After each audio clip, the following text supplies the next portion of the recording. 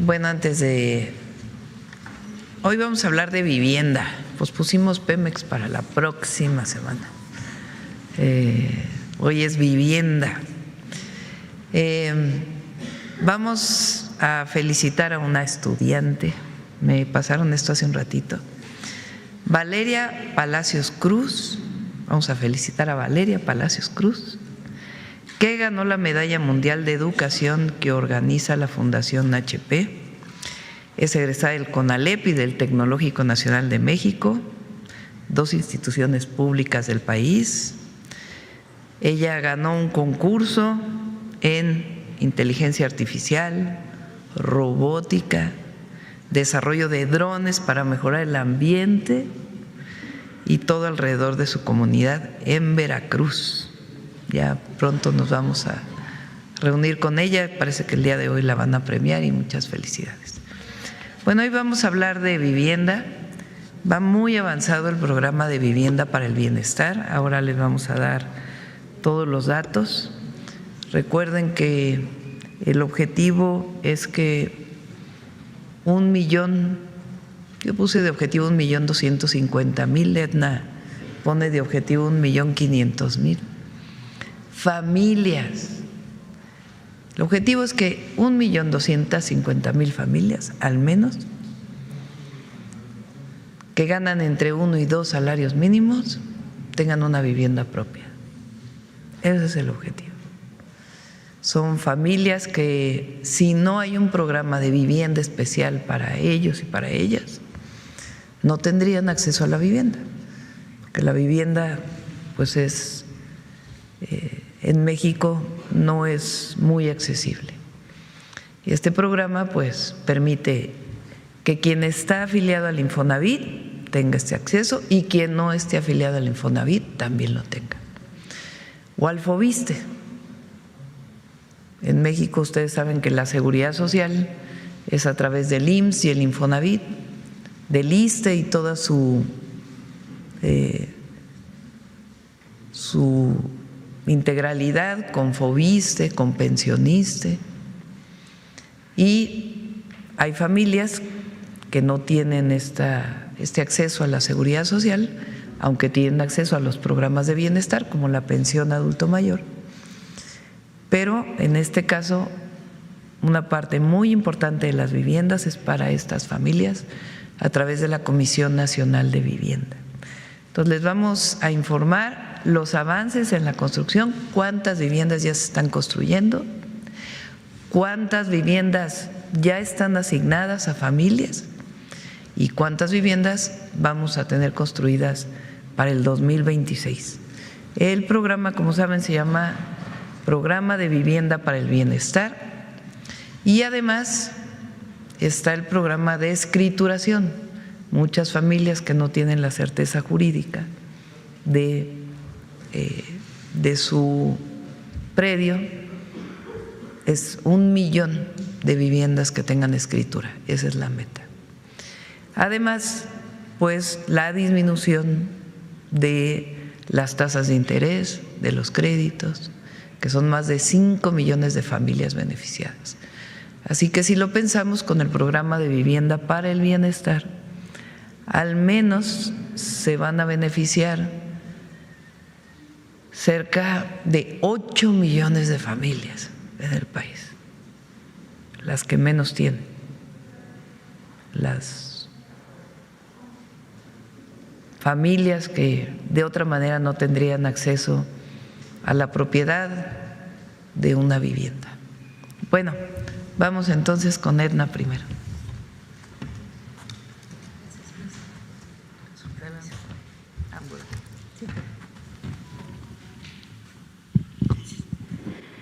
Con su permiso, Presidenta, efectivamente, pues con las buenas noticias del importante avance que tiene el programa de vivienda para el bienestar. Adelante, por favor. Este dato y esta claridad con la que expone la Presidenta del programa de vivienda para el bienestar es bien importante. Originalmente, la meta planteada fue de 1 millón de viviendas nuevas a través de básicamente de Infonavit y CONAVI, la Comisión Nacional de Vivienda.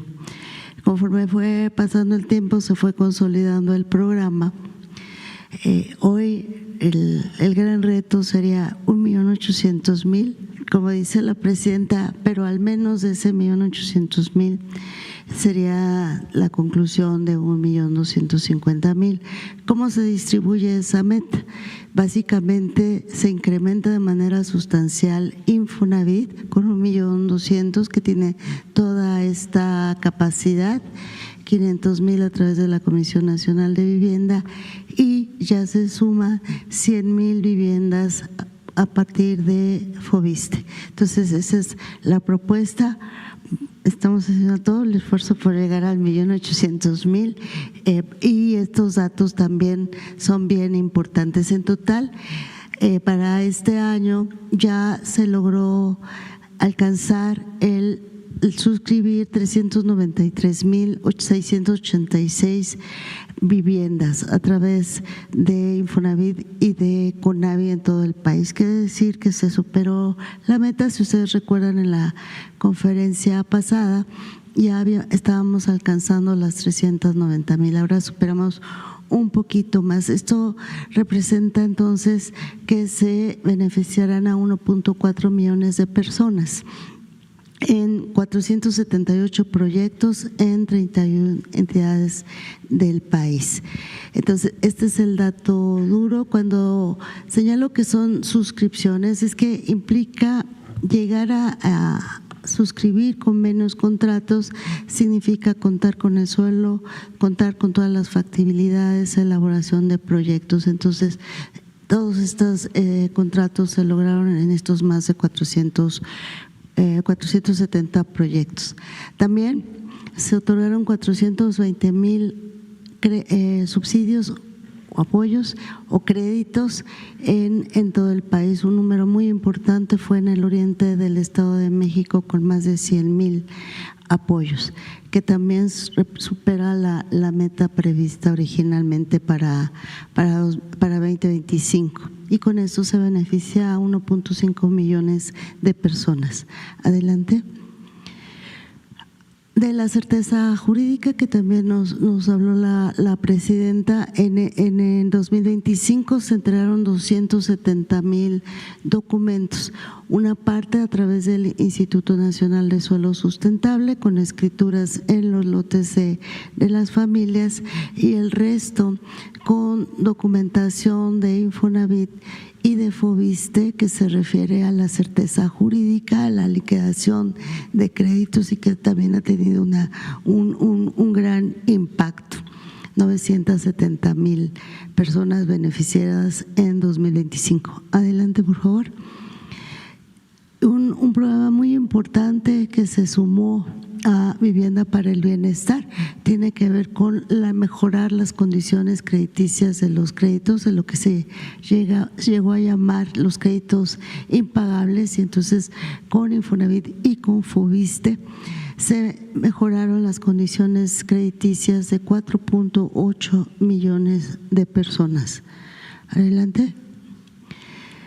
De la meta de 2026, que también ya está muy avanzado con todo lo que se trabajó en 2025, la meta es la 400.000 viviendas, con lo que llegaremos prácticamente al 50% de la meta sexenal. Ya hay la reserva territorial necesaria para lograrlo. En realidad, hoy ya existe esta reserva para construir 900.000 viviendas. Adelante. Vamos a dar certeza a 200.000 familias. Quiero decirles que desde el Instituto Nacional de Suelo Sustentable, este año, si bien la meta para el INSU se alcanzó 20.000 escrituras, para este año se va pues prácticamente multiplicar por 10, ya que se avanzó en todos los procesos previos para lograr esta escrituración. Y adelante, por favor. Sí, creo que ya con esto concluimos el resumen general de los avances de este gran programa no puedo evitar insistir con todas las personas que nos escuchan en que no caigan en fraudes, que todos los trámites han sido muy ágiles en todas las instituciones, que a través del portal viviendabienestar.gov.mx accedan para todas las dudas y aclaraciones. Ya los compañeros Yabneli, Octavio y Rodrigo nos darán detalles, pero verán este gran avance que se ha hecho de manera directa y sin intermediarios. Muchas gracias. Gracias, Lisa. Rodrigo. Allá también.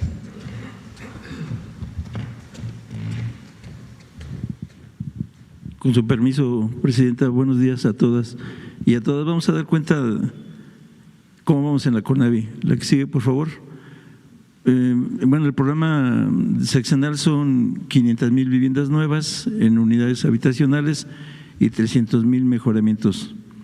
El programa de este año era arrancar las 86,000 viviendas nuevas y los 100,000 mejoramientos. Recordar que estamos construyendo viviendas de 60 metros cuadrados para las familias y un prototipo especial para jóvenes, una vivienda renta para jóvenes. Ya entregamos los 100,000 mejoramientos en la zona oriente del Estado de México para ampliar, mejorar la vivienda de los que recibieron este apoyo. La que sigue, por favor.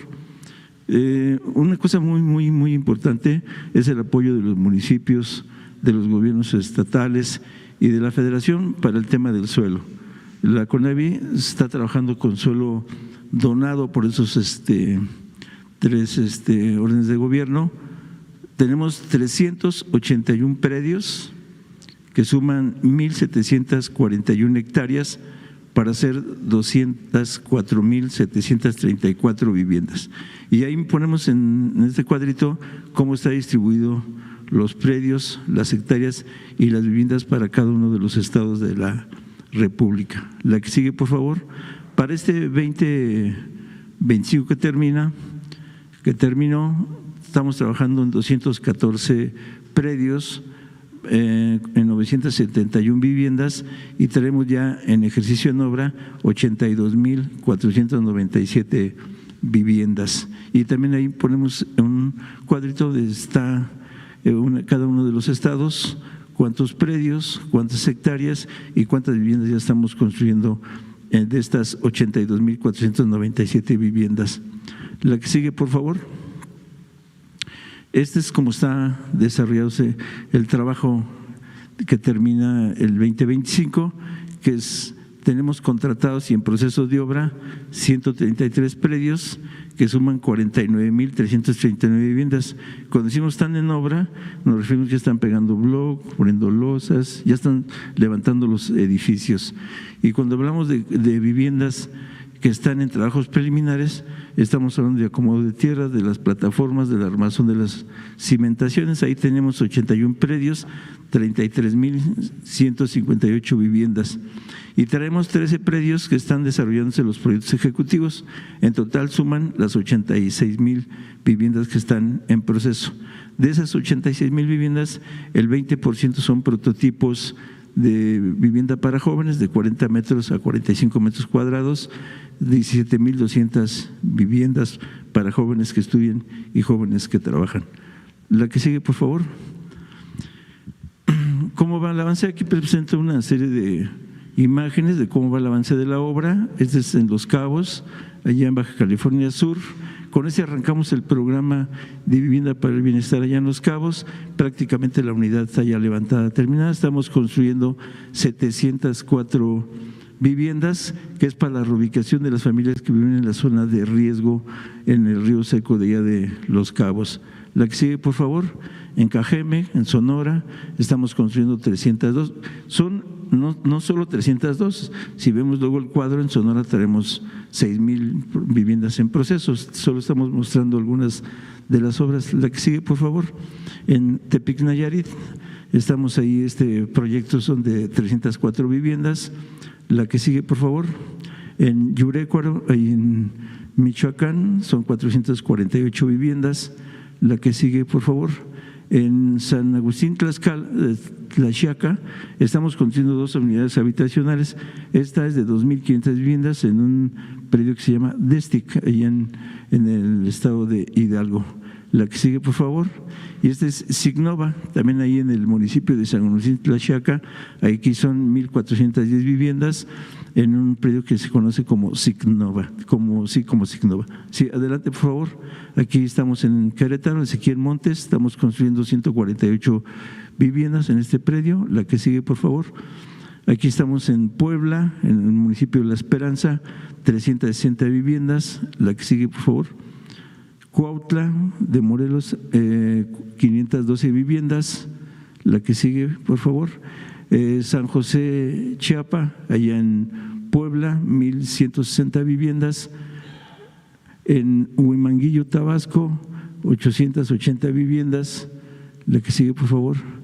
En Tapachula, Chiapas, 1.424 viviendas. En Mérida, Yucatán, 50 viviendas prácticamente terminadas. En Tepacán, también allá en Yucatán, 100 viviendas. La que sigue, por favor. Y esos son los trabajos preliminares en Tamaulipas, Sinaloa, Durango, en Chihuahua. Esa es, digamos, una muestra de los avances de la obra de la CONAVI. La que sigue, por favor. ¿Y cómo construimos el padrón? Aquí es muy importante porque la instrucción de la presidenta para iniciar el proceso de vivienda es no tener intermediarios, que la relación del gobierno y los programas sea directamente con la gente. Entonces hicimos un diseño para que todo mundo que quiera ser parte del proyecto de vivienda pueda hacerlo, pueda participar. Realizamos en 3 etapas los registros. Se instalaron 181 módulos de registro en 30 estados de la República. Se registró un total de 223.204 personas.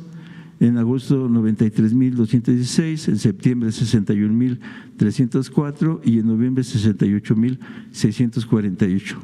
Una vez que hicimos la revisión, recuerden que las familias no deben ser derechohabientes, ni de Infonavit ni de Infoviste, no deben de tener propiedad y deben de ganar menos de 2 salarios mínimos. Cuando se hace ya el filtro, nos quedaron 180.809 familias viables para el proceso de esta primera etapa. Siempre es muy importante decir que estamos hablando de la primera etapa de vivienda de lo que van a ser las 500,000.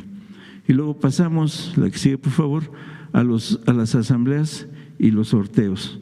Es decir, todo el mundo donde la demanda rebasa las viviendas que van a hacer, entramos a un proceso de sorteo.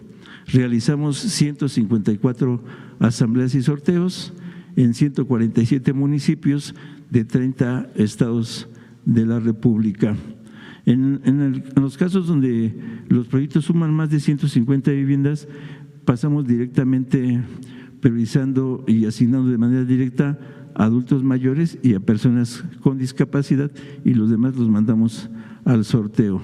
Terminamos con vivienda familiar con 65.998 familias ya asignadas a los proyectos de esta primera etapa, con un número de viviendas de 16.499 para jóvenes para vivienda en renta. En un total tenemos ya un padrón definido de 82.497 viviendas. La que sigue, por favor.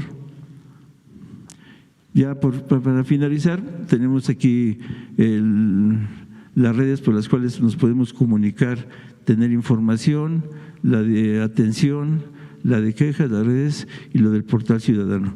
Es cuanto, Presidenta. Muchas gracias a todas y a todos. Adelante ya. Aquí. Con el permiso de la presidenta, buenos días a todas y todos. Voy a informar los avances del FOVISSSTE. Adelante, por favor. ¿Cómo cerramos la cartera en 2025? con 845,661 créditos vigentes. ¿Y cómo se divide esta cartera? El 70 o poco más del 70% para personas activas, personas jubiladas 14.2%, fuera del sector 15.5%. Aquí en esta cartera o en este segmento de personas que trabajaron en el gobierno y que obtuvieron su crédito, la cartera vigente es del 19.2%, es decir, más de 25,000 personas que fueron trabajadoras al servicio del Estado siguen pagando su crédito y el 80.8% dejan de pagarlo. Y ahorita quiero anunciar un beneficio para todas ellas y para todos ellos.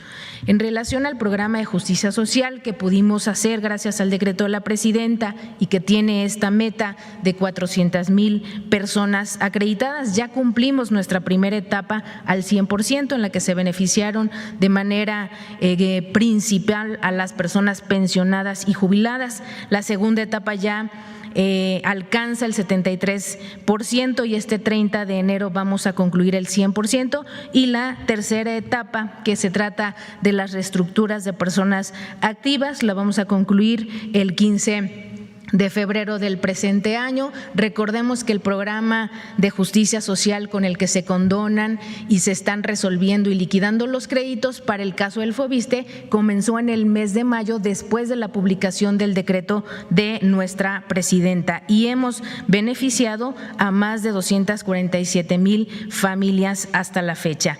Y esto ha sido posible por la difusión que ha tenido también nuestra campaña, la siguiente, de actualización de datos. Esto cobra mucha importancia porque es la forma en que nos comunicamos con las y los trabajadores al servicio del Estado. Les queremos reiterar e invitar a que actualicen sus datos mandando un WhatsApp al 800-368-4783. Lo pueden hacer también en nuestro portal foviste.gov.mx o en las oficinas, los departamentos de vivienda que tenemos en cada uno de los estados. Es menos de 2 minutos y les solicitamos que tengan su CURP a la mano.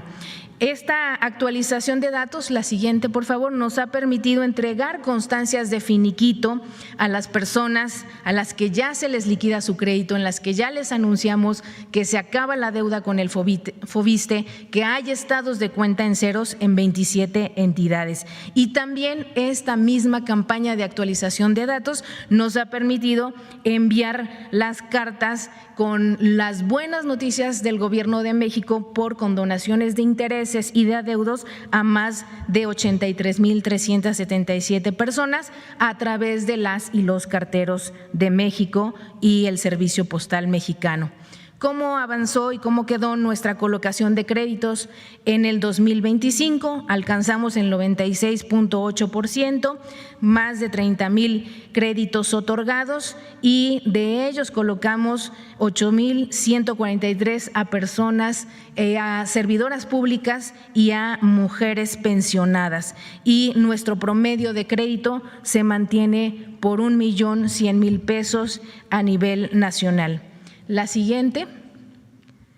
Aquí me permito informar sobre la situación financiera del Foviste. Tenemos un índice de morosidad que se mantiene el 9.5%, el índice de fortaleza patrimonial por el 19.2%, la disponibilidad financiera es de más de 84,000 millones de pesos. El Foviste en el 2025 recaudó casi el 3%, mucho más que en 2024, y eso nos permite tener nuestro programa de justicia social con lo que estamos resolviendo los créditos y también nuestro programa de vivienda del Foviste para las personas derechohabientes. ¿Cómo vamos a tener este programa de crédito? Crecimos la meta en financiamientos, queremos otorgar 42,768 y ya incluir las acciones de vivienda a través de los créditos Renovaviste para rehabilitar y remodelar las viviendas, y también el crédito Tú Construyes, con el que fomentamos la autoproducción de vivienda con una inversión de más de 35,000 millones de pesos. En relación a la escrituración, la siguiente, y liberación de hipoteca, decirles que encontramos al Fobiste con un rezago de más de 41,686 testimonios y alcanzamos en 2024 el 50% de este rezago. En nuestra meta ordinaria, es decir, lo que hacemos todos los días, en 2025 hicimos más de 48,000 cancelaciones de hipotecas a favor de las y los trabajadores del Estado.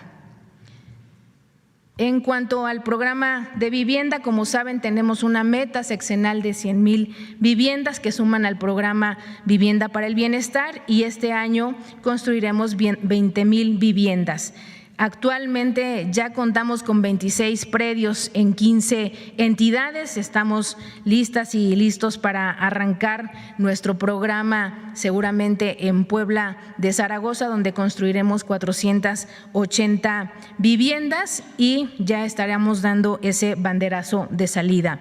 Ahora, solamente en resumen, ¿qué hicimos en este 2025? Un programa de justicia social que beneficia a más de 400,000 familias, un programa sin precedentes con el que se están resolviendo los créditos, pero también se están restituyendo los derechos de las personas trabajadoras al servicio del Estado. Una campaña de actualización de datos, nuevos programas de crédito como Fobiste Mujeres, Tú Construyes y Renovaviste, y también acciones de territorio para acercarnos a las y los trabajadores al servicio del Estado, como Fobiste en tu comunidad, donde llevamos los servicios del Fobiste para que las personas no recorran más de 3 horas de camino a nuestros departamentos de vivienda. Fobiste en tu oficina, lo mismo para que los trabajadores no salgan de sus espacios de trabajo, y el programa de vivienda. Muchísimas gracias a todas y todos.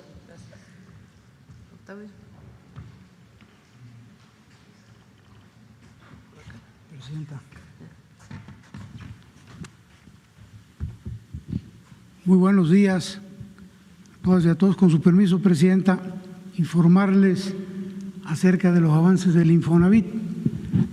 La primera, por favor. Bueno, informarles que en este año pasado alcanzamos a contratar de una meta de 1,200,000 viviendas que tenemos para el sexenio, alcanzamos a contratar a diciembre 31 311,000 viviendas. En lo que llevamos ya de enero hemos sumado 8,000, por lo que al día de hoy tenemos 319,000 viviendas ya contratadas. Hay que recordar que iniciamos el programa de Vivienda para el Bienestar en abril por el tema de la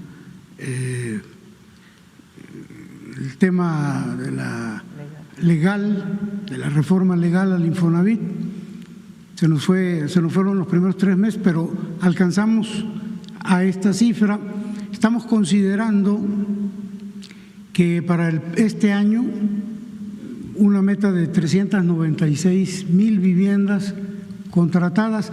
Ya tenemos los proyectos, los consideramos viables y pensamos que esta meta es alcanzable, con lo que sumaríamos al final de este año cerca de 700,000 viviendas y nos quedarían 500,000 viviendas para completar del 27 al 2030. Esto implica lo que llevamos hoy, el 27% de la meta con respecto al 1,200,000 viviendas. La que sigue, por favor. Este es el comportamiento por estado de las 311,000 viviendas contratadas. En primer lugar, Veracruz con 40,000, Tamaulipas con 37, Quintana Roo con 31, Yucatán cerca de 30, al igual que Tabasco, y así sucesivamente para todos los demás estados. Esto es lo de 25. ¿Qué estamos pensando para el 26? La que sigue, por favor. Bueno, lo que aparece en color naranja es 25 y en color oscuro sería lo que estamos pensando contratar este año. Por ejemplo, en Tamaulipas vamos a llegar a 56, en Veracruz a 53, Quintana Roo igual a 53, Baja California 46 y así sucesivamente hasta llegar a las 404,000 viviendas que tenemos pensadas contratar en 2006. La que sigue, por favor. Bueno, aquí es importante señalar que prácticamente todos los derechohabientes del Infonavit que no tienen un crédito hipotecario y que ganan entre 1 y 2 salarios mínimos tienen derecho a un crédito para vivienda. Es importante decir que se acabaron los requisitos en el Infonavit, esos 25, 30 requisitos, alcanzar los 1.080 puntos. La presidenta nos pidió que simplificáramos y lo hicimos de manera tal que prácticamente ya no hay requisitos. ¿Qué se requiere para obtener un crédito? Se requiere ser derechohabiente, que condición, se requiere estar en el rango de menos de 2 salarios mínimos y se requiere no tener un crédito hipotecario. Prácticamente todo mundo puede obtener un crédito. La buena noticia es que el crédito que recibe el que gana un salario mínimo y hasta 2 es equivalente al costo de la vivienda. La vivienda vale en promedio 600,000 pesos y los derechohabientes entre 1 y 2 salarios mínimos reciben en promedio entre ese mismo monto, 600,000, de manera tal que al autorizarse el crédito prácticamente pueden obtener la vivienda. La que sigue, por favor. El avance en obra y colocación de vivienda. Bueno, aquí decirles que dado que iniciamos en abril, ya muchos desarrollos empezaron a entregar vivienda a partir de fines del año pasado. Aquí el dato está un poquito atrasado, son 4,700 viviendas que ya tenemos entregadas también no son 3 estados, son 15 estados, 22 municipios y 38 desarrollos.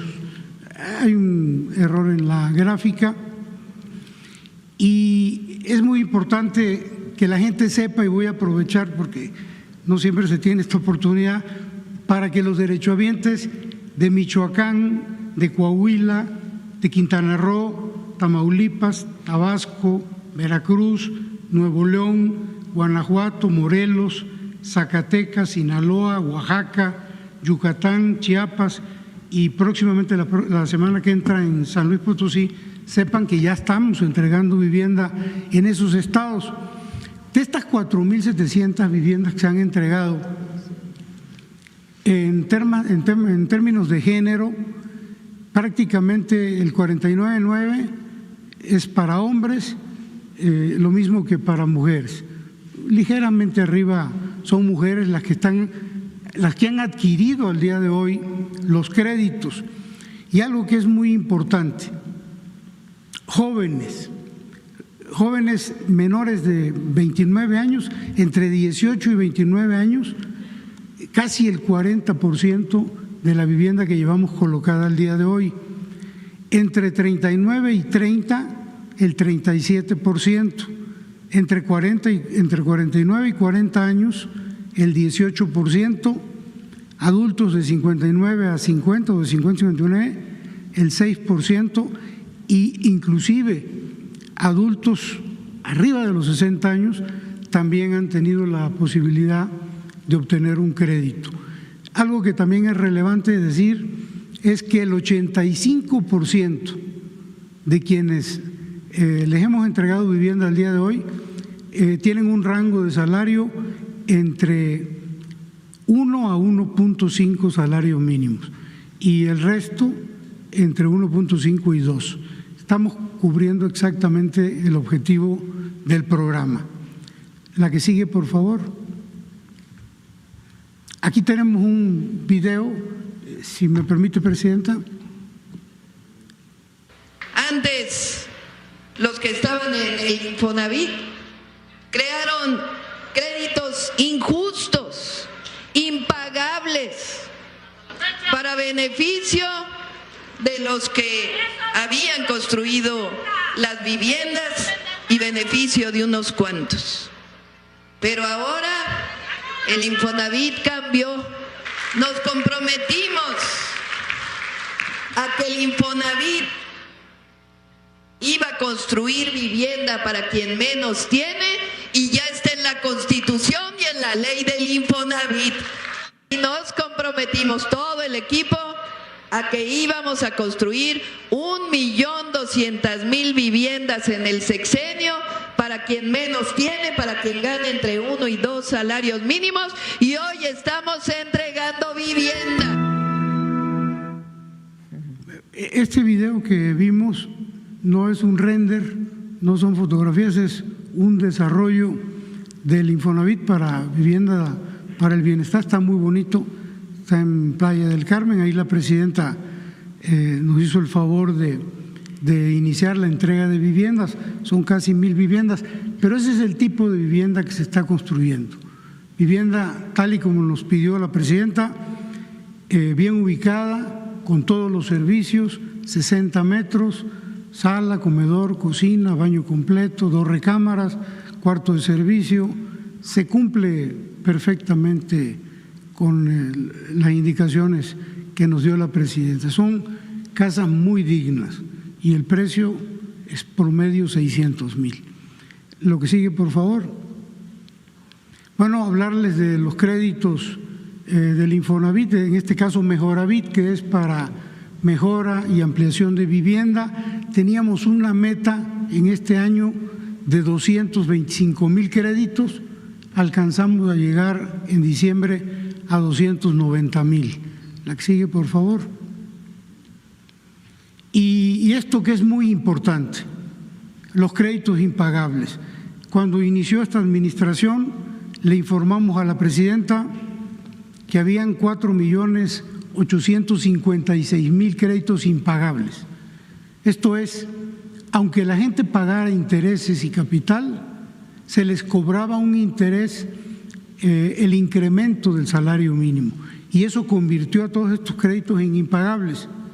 Le informamos a la presidenta que traíamos cerca del 50% de cartera vencida y la presidenta nos dijo hay que resolver, y nos comprometimos a resolver durante el año pasado, y nos da mucho gusto informarle, presidenta, que al 31 de diciembre del año pasado quedaron completamente reestructurados y saneados estos 4.850.000 créditos. Hay un micrositio en el Infonavit donde los derechohabientes que tienen este problema pueden consultar los beneficios que obtuvieron de esta reestructura. ¿Cómo ingresan al micrositio? Es muy sencillo. Ponen su nombre y su fecha de nacimiento y entran.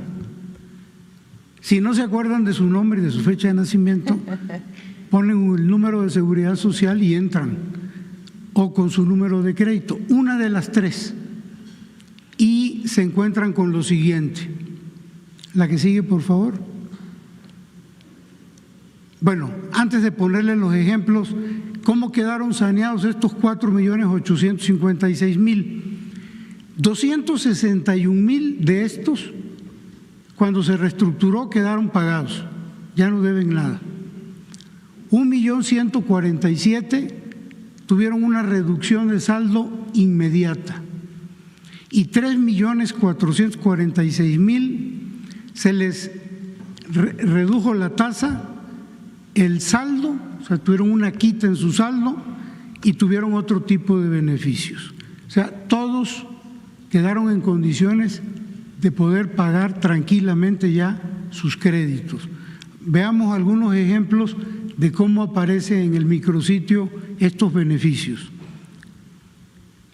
Bueno, yo estoy jugando aquí, ¿o qué? Bueno, la que sigue, por favor, es lo mismo. Así aparece, por ejemplo, el Sarminia, con su crédito fulano, ha sido liquidado gracias al programa. El Sarminia debía 2.549.000 pesos, después de muchos años y después de haber pagado muchísimo dinero. ¿Qué pasa? Que ya no debe nada, ya se le entrega su casa sin ningún adeudo. La que sigue. En el caso de Janet, debía 1.122.000 pesos y hubo una reducción de saldo de 463,000. Perdón, de 1.122.000 quedaron 463,000 pesos, más de 800,000 pesos de reducción y una disminución del 8.2% de intereses al 4%. Ella ya no va a tener ningún problema para liquidar su crédito. La que sigue, por favor.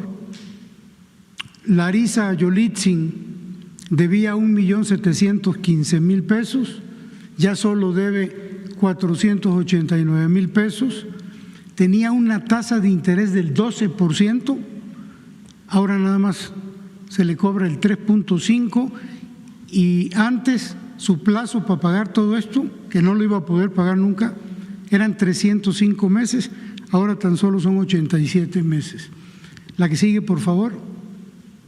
Y Joali Vianet, ella debía 2.200.000, ya solo debe 600,000, su mensualidad queda igual, su tasa ya está reducida al 4% y hay una reducción de casi 4 veces, poco más de 3 veces del saldo que marcaba. La que sigue, por favor.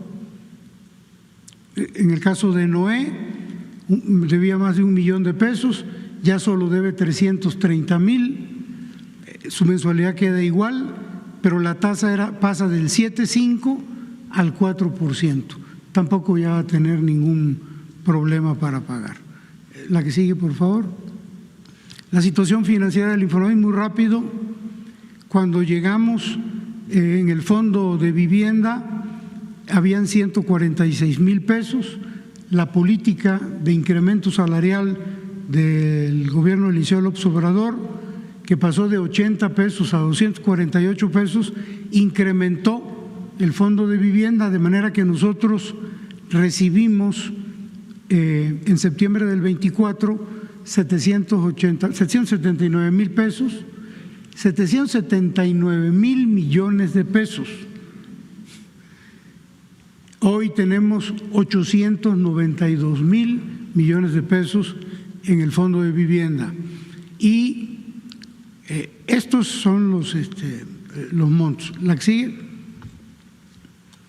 Y ya sumando lo que tenemos en el fondo de vivienda más lo que tenemos en la tesorería, bueno, recibimos 839,000 y hoy tenemos lo que tenemos en el fondo más lo que tenemos en la tesorería disponibles para construcción, sumamos ya casi 980,000 millones de pesos, casi el billón de pesos.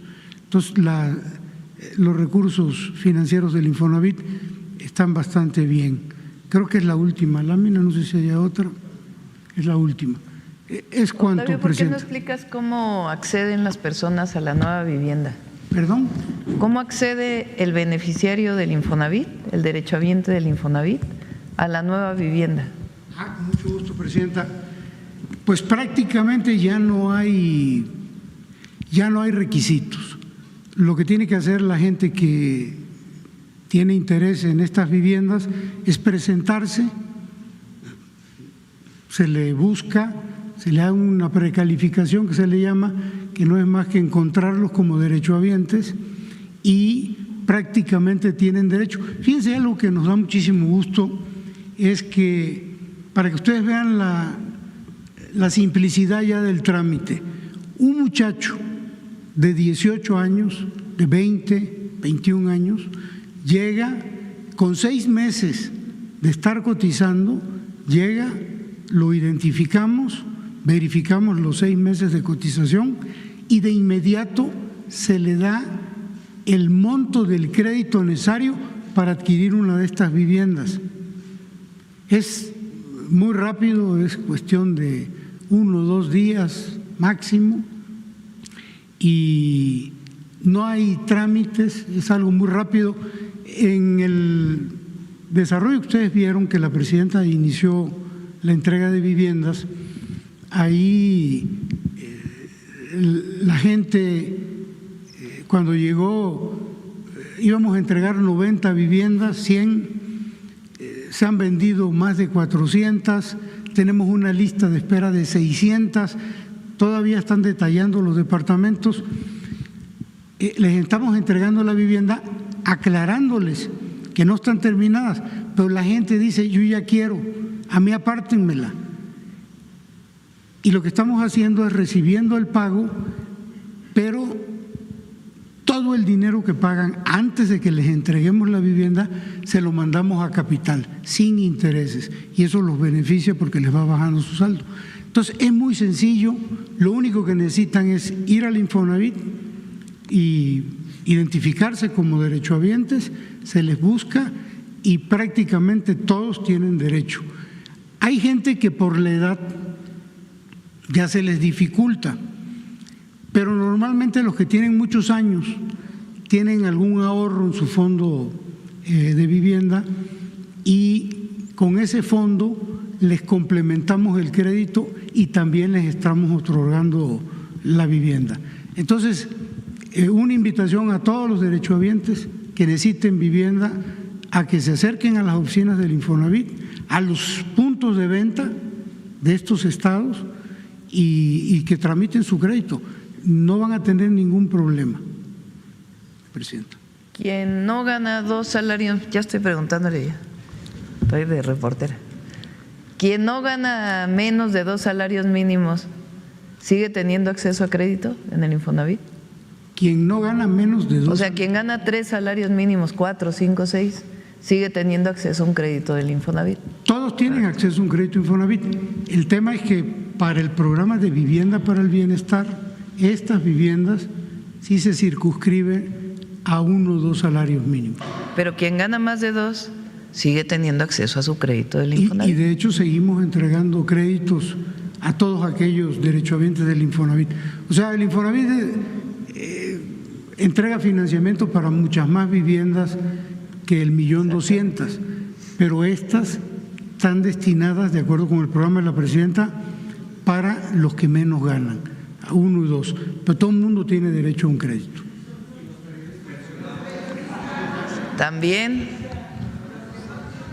Ya les pusimos una mesa el año pasado. Sí. Bueno, hay que ponerles otra mesa. Hay que poner otra mesa. Otra mesa. Sí, ahora. ¿Sí te gustaron las casitas, verdad? Edna, ¿por qué no les dices la página de Vivienda para el Bienestar para que la conozcan? El portal de Vivienda para el Bienestar. Sí, hay muchas dudas. Me gusta la reacción de ustedes porque hemos visto distintas posibilidades para periodistas, para policías, que es otro universo importante que no tiene seguridad social. En el caso de Infonavit se pueden autoadscribir, y entonces la invitación es que con una cuota también ustedes tengan acceso a Infonavit. Y también en Foviste es más sencillo porque es muy acotada la población de beneficiarios. Es bien importante, está el portal viviendabienestar.gov.mx. Este portal los manda les da las características generales del programa de vivienda para el bienestar y ya lleva a cada una de las instituciones, Infonavit, Foviste, Conavi, incluso está también la posibilidad de Sociedad Hipotecaria Federal, que no se inscribe al programa de vivienda para el bienestar por estar dirigido a sectores de mayores ingresos, pero también hay esa posibilidad con Sociedad Hipotecaria Federal para personas no derechohabientes con un salario un poco mayor. Entonces sí los invitamos a que visiten la página y nos daría mucho gusto que todos los periodistas y compañeros de los medios tengan acceso. Muchas gracias. Gracias. Bueno, pues esta es la información. Como ven, va muy avanzado. Son más de 400,000, vamos a poner 400,000 viviendas que ya están en construcción y algunas de ellas ya se está entregando la vivienda. Y el objetivo es que este año sean otras 400,000. La meta vamos a poner la meta de Edna que dijo, 1.8 millones de viviendas. Y además los créditos de mejoramiento de vivienda. Y además 5 millones de personas que se vieron beneficiadas con la reducción sustantiva de sus créditos. Y además los créditos que normalmente da el Infonavit y el Foviste y Sociedad Hipotecaria. Entonces es un programa de vivienda muy, muy ambicioso y tiene como esencia una máxima que es el acceso a la vivienda es un derecho del pueblo de México. Nuestro sueño y por lo que hemos luchado toda la vida y desde aquí, desde la presidencia lo estamos haciendo, es que todo mexicano y mexicana tenga acceso a la educación, desde la inicial hasta la universidad, si así lo desea.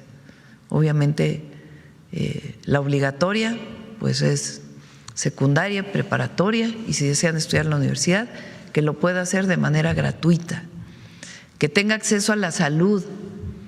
No importa si tienes derecho a biencia o no, al IMSS o al ISSSTE, que tengas acceso a los mejores servicios de salud y que tengas acceso a la vivienda y que tengas acceso a un salario digno, justo.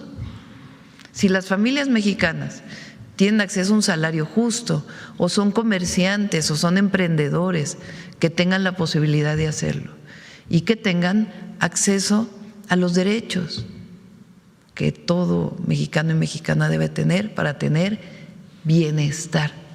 Por eso la cuarta transformación tiene en esencia una palabra que lo define, es bienestar para las mexicanas y los mexicanos, y si lo pensamos también es justicia social, la que no se dio durante por lo menos los 36 años del periodo neoliberal. Bueno, vamos a las preguntas. A ver, sobre el tema.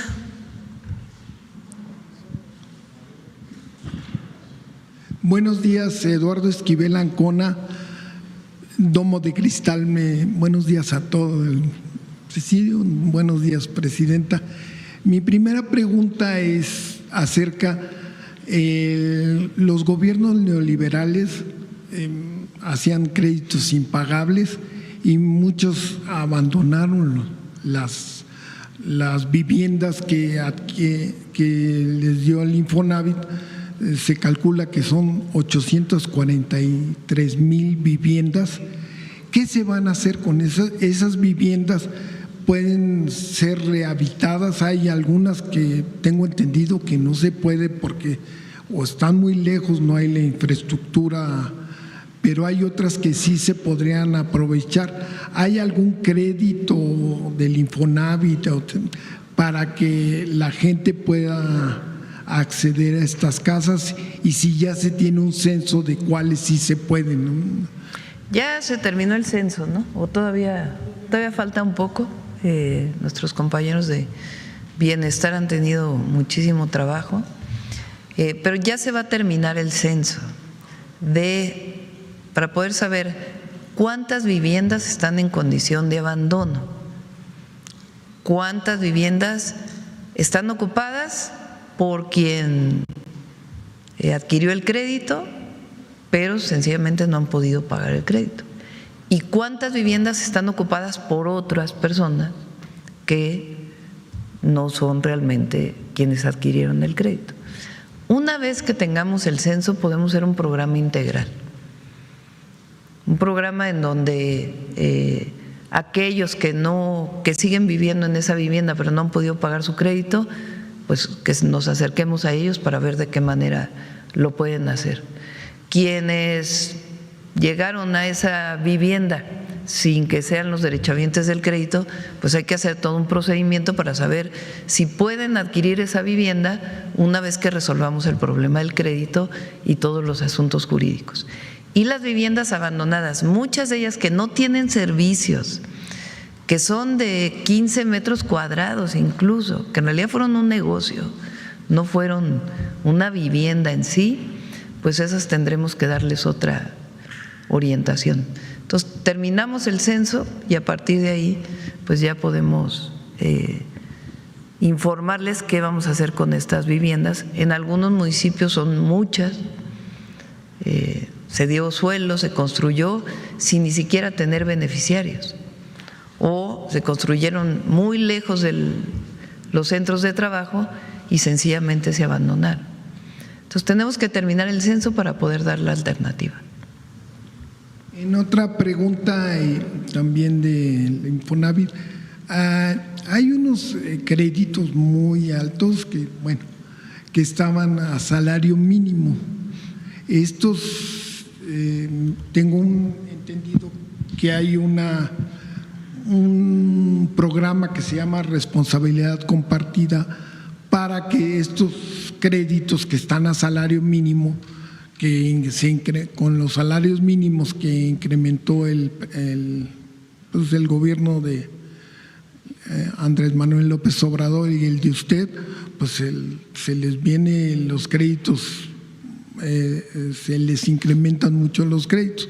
Este programa, todavía hay muchos créditos a salario mínimo del Infonavit, o ya son menos, y si los nuevos créditos ya no son a salarios mínimos. Octavio.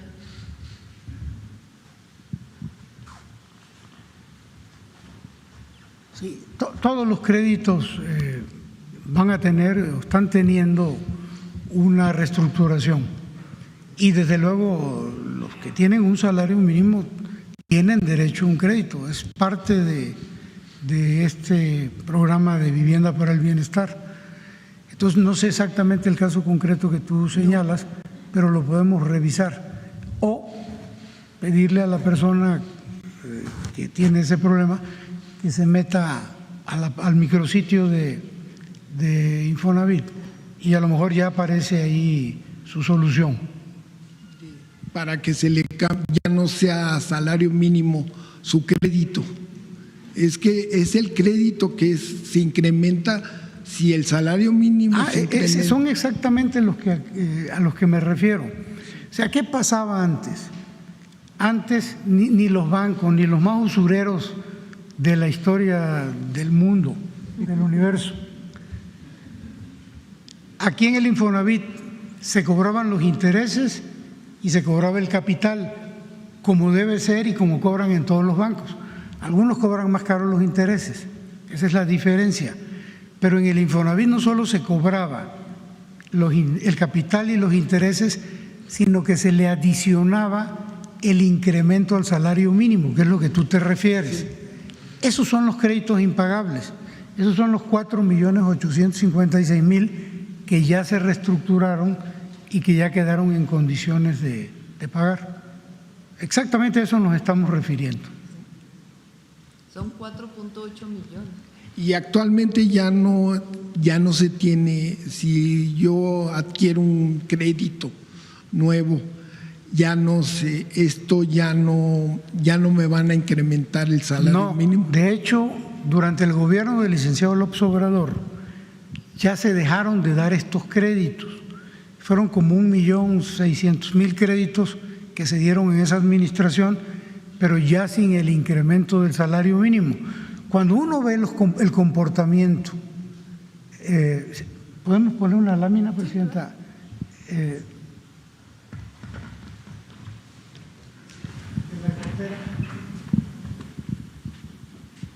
La que sigue, aquí, a ver, no, la que sigue, aquí. El total de créditos del Infonavit son 6.600.000 créditos.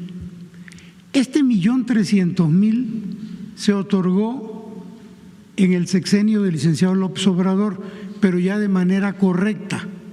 Estos no tienen ningún problema. Su tasa de mora, su cartera vencida, es del orden del 3%, que es la misma cartera vencida que tiene cualquier banco en México, el promedio de cartera vencida. El problema eran estos, que traían cerca del 50% de cartera vencida, no los pagaba la gente porque no podía. Entonces, ya no se dan. Nosotros estamos exactamente en este esquema de dar créditos que son perfectamente legales, pagables, y a tasas bajas. Y a tasas bajas, ¿sí? esos ya no se dan en el Infonavit.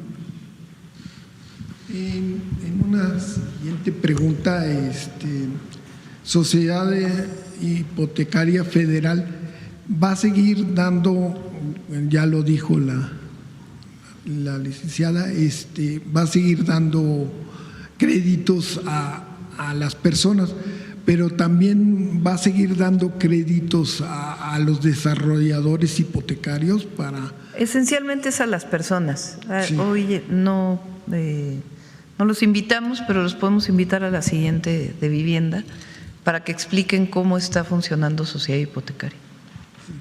Y ya por último, le quisiera preguntar, ya no se refiere a vivienda, ¿qué le contestaría al presidente Donald Trump, que ayer dijo que era el Tratado de Libre Comercio, el TEMEC, era intrascendente para México y que los coches se podían hacer en Estados Unidos y no necesitaban de México ni de Canadá?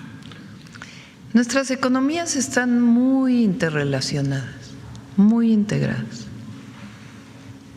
La economía de Canadá, Estados Unidos y México, pero vamos a referirnos a México y Estados Unidos. Quienes más defienden el tratado son los empresarios estadounidenses. Los que más, por supuesto, México también.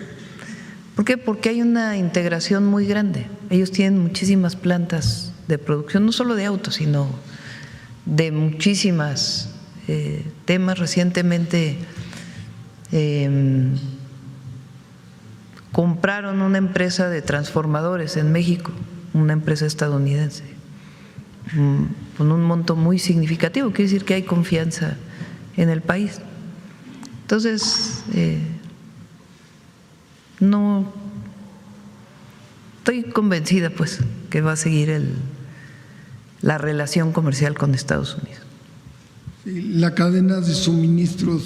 Todo pues, no solo en la automotriz, en prácticamente todo. Fíjense, ahora que hubo el conflicto con algunos productores agrícolas, los meses finales del 2025, y que cerraron un puente de Ciudad Juárez, bueno, tuvimos llamadas, lo cerraron un día o día y medio, 2 máximo.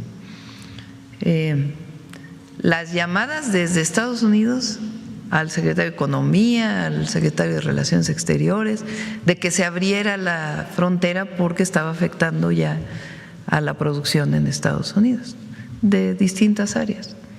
Entonces son 400,000 vehículos de tránsito diario, más de 300,000 millones de dólares de comercio, en fin, hay mucha integración. Entonces, no voy a debatir en particular, sino sencillamente la importancia que tiene para ambos países que se mantenga la relación comercial con Estados Unidos. Y pues ya por último, la Secretaría del Trabajo, no sé cómo le llamen en Estados Unidos, dio 28 millones de dólares para el fortalecimiento de las relaciones laborales en México. ¿Qué opinión tiene de este? Le invitamos a Marat si quieren para que pueda explicar, a ver si hoy nos dan una nota. Y lo invitamos, estamos haciendo muchas cosas con trabajo y con el IMSS. Además de este tema, les informo, estamos trabajando para fortalecer, garantizar la seguridad social de los jornaleros agrícolas, de las y los jornaleros agrícolas, en particular para aquellos que se dedican, para la producción dedicada a la exportación, para todos, pero en particular para la exportación. Va muy avanzado ese trabajo. Y estamos trabajando en otras acciones, además de las 40 horas, para mejorar las condiciones laborales de las y los trabajadores de México. Muchas gracias. Vamos. A ver, Carlos, hace mucho que no preguntas. Buenos días a todas y todos. Carlos Navarro, de Heraldo Media Group. Presidenta, si nos pudiera explicar cuáles serían los panoramas con el TEMEC y sin el TEMEC para México en esta situación. No quisiera yo hablar de sin TEMEC. ¿Qué garantiza el tratado comercial? Que no haya un impuesto de importación o exportación entre México y Estados Unidos. Cuando entra el presidente Trump, decide que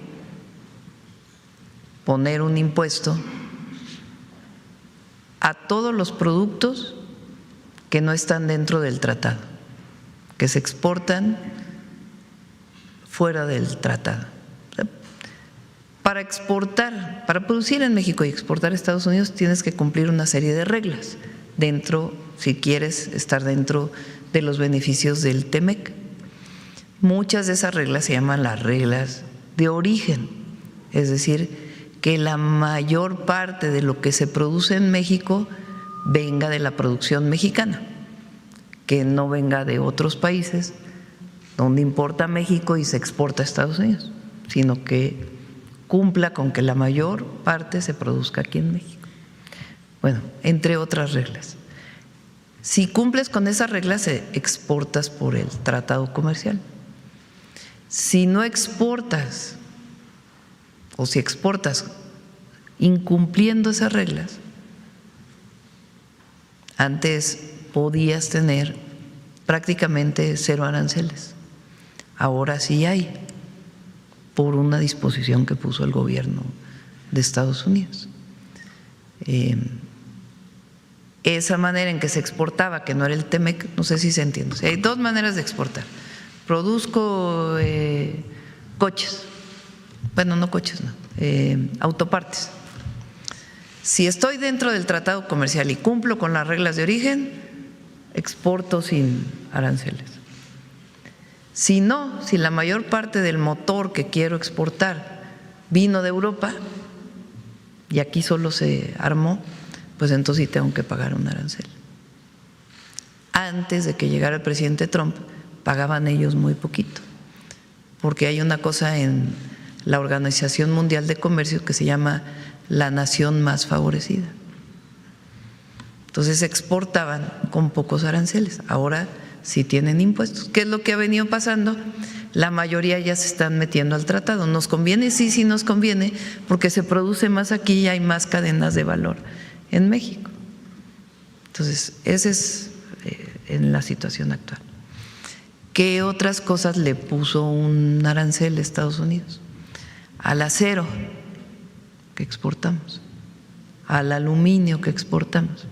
Siempre hemos dicho que en este caso pues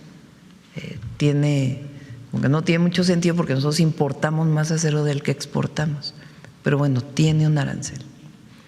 Y en el caso de los vehículos terminados que se exportan dentro del TEMEC, tiene un arancel que es el 25% menos lo que se fabricó en Estados Unidos. Más o menos así está. Esa es la situación en la que nosotros estamos. Aún dentro de esa situación, las exportaciones a Estados Unidos en el 2025 aumentaron. ¿Qué aumentó? Muchos electrónicos, muchas maquilas de electrónicos en nuestro país que están exportando hacia los Estados Unidos, entre otros productos. ¿Por qué ocurre eso?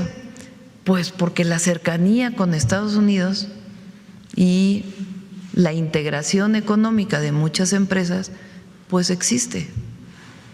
Entonces, una parte se fabrica acá y otra parte se fabrica allá. Ha dicho muchas veces el presidente Trump que él no está de acuerdo, particularmente en vehículos, pero aún así se siguen exportando vehículos, poco menos que en el 2024, pero se siguen exportando vehículos. Entonces nosotros creemos que es muy beneficioso para Estados Unidos. Por cada empleo que se creó aquí relacionado con esta integración comercial, hay un estudio que dice que se crearon 3 empleos en los Estados Unidos. No es que el empleo en Estados Unidos se venga para acá, como hay integración, se crea empleo aquí y se crea empleo allá. Entonces, esta integración es muy difícil de romper. ¿Quiénes son los principales que defienden esto? Pues las empresas estadounidenses, que son beneficiarias de esta integración que se ha dado por 30, 40 años. Entonces, más bien lo que hay que hacer es decir, a ver, ¿cómo seguimos avanzando en el tratado? Y si hay modificaciones, pues buscamos las modificaciones. Pero es benéfico para Estados Unidos y benéfico para México. Incluso a Estados Unidos le importa hoy mucho la competencia con China por el desarrollo de China en muchísimas áreas y otros países asiáticos, pero principalmente China. Es mucho mejor que nos mantengamos como América del Norte para competir con China que solito Estados Unidos. A ellos les conviene en esta competencia económica con otros países. La mano de obra del mexicano y la mexicana es extraordinaria, extraordinaria. Me dijo una vez creo que lo platiqué aquí, ¿no? Un dueño de una empresa automotriz, y me lo han dicho varias, que las empresas automotrices más productivas que tienen son las mexicanas. O sea, las fábricas automotrices más productivas son las mexicanas, por la mano de obra del y el mexicano. Antes se decía que vinieran a invertir porque aquí los salarios son más bajos, son menores que en Estados Unidos, han ido aumentando para mejorar el bienestar de las familias, pero la capacidad que tenemos los mexicanos en el empleo, en el campo, en las fábricas, en los servicios, es algo extraordinario y tiene que ver pues con el amor al trabajo que siempre hemos manifestado los mexicanos y la fortaleza cultural que tenemos, entre otras cosas. Entonces, es muy importante para Estados Unidos el tratado comercial. Presidenta, sabemos la forma de comunicar del presidente Trump, y con todo este contexto, con todos estos datos que usted nos está dando, ¿qué lectura le da a estos dichos de que el TEMEC pues simplemente no les funciona? Pues no quisiera yo entrar en el debate directo, ¿no? O sea, yo creo que hasta ahora, con sus dificultades e incluso las restricciones que ellos han puesto, está funcionando la integración económica para ambos países. Presidenta, ¿cómo se va a organizar el equipo revisor, porque no es negociación, es revisión de México para este tratado comercial? Bueno, hay un equipo que coordina el secretario Marcelo Ebrard, en el que también participa Relaciones Exteriores, que pues está encabezando los trabajos en Estados Unidos. Hay muchísima comunicación, muchísima. Recientemente también estuvo el secretario de Hacienda, reciente, pues ayer, hace 2 días, en Washington por una reunión del G7 que coordinó el secretario del Tesoro de los Estados Unidos. Hay mucha comunicación. Presidenta, ¿qué pasa en el mundo con esta hambre por el poder, por los recursos naturales, por los recursos económicos, que nos está llevando a un escenario donde pareciera que la humanidad pues no es la prioridad, esta hambre del poder? ¿Qué pasa en el mundo, Presidenta, con esta situación? Vemos las situaciones en América, en Europa, en Asia. ¿Qué pasa en el mundo, Presidenta? Me parece que México lo que tiene que hacer es, como lo dice nuestra política exterior, nuestra Constitución, es seguir pugnando por la paz y la soberanía de las naciones. Lo dice no solo nuestra Constitución, sino la Carta de Fundación de las Naciones Unidas. Y eso tiene que ser la guía. Sí, hay presiones, evidentemente, pero necesitamos todos los países, todas las naciones, defender la soberanía y la paz como la solución de cualquier conflicto. Y tenemos que insistir en ello, siempre. México es muy importante en el mundo, Y nuestra posición y el seguir avanzando en esa posición y convencer más allá de los posicionamientos del gobierno de los Estados Unidos o de otros gobiernos es la paz y la soberanía de las naciones y la solución pacífica de cualquier conflicto. Y por último, preguntarle, ayer se dio un golpe importante a esta organización delictiva de origen sudamericano aquí en México. ¿Qué reportes le dieron en el gabinete de seguridad? Porque agobiaba mucho en temas tanto de extorsión como de trata, Presidenta. Sí, está trabajando muy bien el gabinete de seguridad, la verdad. Ahora con mucho más coordinación con la Fiscalía General de la República. Hay muchísimas órdenes de aprehensión que existían, que se están cumplimentando, se les llama, y haciendo más investigación e inteligencia. Y se van a seguir dando resultados. Como lo hemos dicho, en seguridad es la atención a las causas y avanzar en la cero impunidad. Muchas gracias, buen día a todas y todos. Vamos para acá. ¿Quién más? A ver, el compañero de Sonora, que hace mucho que no pregunta. Ah, ¿es su cumpleaños? A ver, ponle a Pedro Infante y las mañanitas. Sí. Gracias, Presidenta. Muy buenos días. Sí. Son 53 vueltas al sol, así que muchas gracias por la deferencia. Presidenta, bueno, hay muchos temas, pero quisiera concentrarme en un tema particularmente en el caso de mi tierra, Sonora. Durante el periodo de descanso, bueno, ustedes anunciaron importantes acuerdos relativos al fin de la huelga de Cananea, que cumplió 18 años, el tema también de la remediación y del problema de contaminación en el río Sonora. Ahora, ha habido un debate reiterado justamente en Sonora sobre el tema del agua, que es un tema importante. Su gobierno había venido anunciando un plan hídrico justamente para atender la situación, válgame pues, de falta de agua para la capital, Hermosillo, justamente ateniéndose a los recursos hídricos que hay en la cuenca del río Sonora. En particular, tengo entendido que después de resolver estos dos problemas que estaban antes, pues creo que su gobierno tiene la determinación de seguir adelante con este proyecto. Preguntarle algunos de los detalles de lo que se está viendo justamente para atender este plan hídrico para Hermosillo y para la cuenca del río.